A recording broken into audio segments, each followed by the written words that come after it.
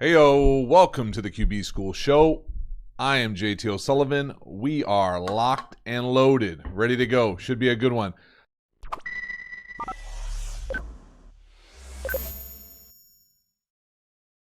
And if you're a fan of the channel, hopefully you subscribe. Hopefully you know about the course. Hopefully you know Patreon. Hopefully you know Twitter.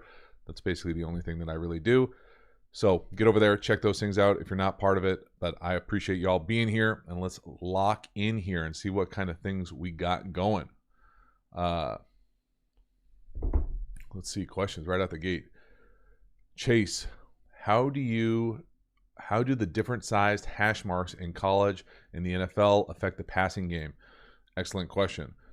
Hash marks, something I would never have thought about until I got into the league. Basically, in the NFL, they're 6 yards apart.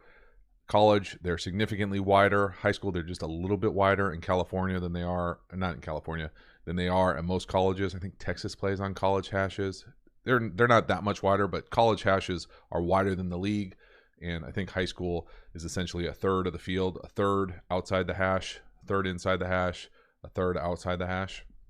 So like 17 point something for high school, and it significantly impacts the game as far as what the hashes do, because it essentially leaves you this huge wide field to the side of what's normally called the field, and the boundary, or the short side, usually called the boundary, is a lot tighter, so it's a lot easier to throw those boundary throws.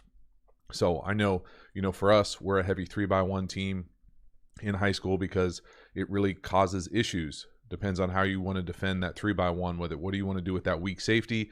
If you have a dude at that one receiver, you really make them commit to playing a safety over the top there, and then you can usually run out the front side. So depending on what front you're in, trips can cause some issues as far as what the fit looks like, but really it changes the game. And so in the NFL, when you're in tighter hashes, 6 yards, I know some teams, I played on a number of teams. I'm trying to think, Green Bay, Minnesota, many West Coast teams are very right-hand dominant. What I mean by that is the tight end is almost always going to be on the right. It's crazy.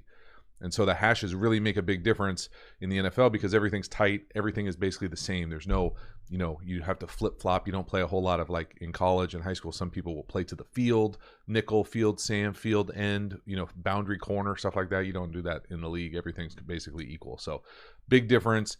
And it just is this mindset as far as wide side, boundary side, and what you can do and how you attack that area of the field.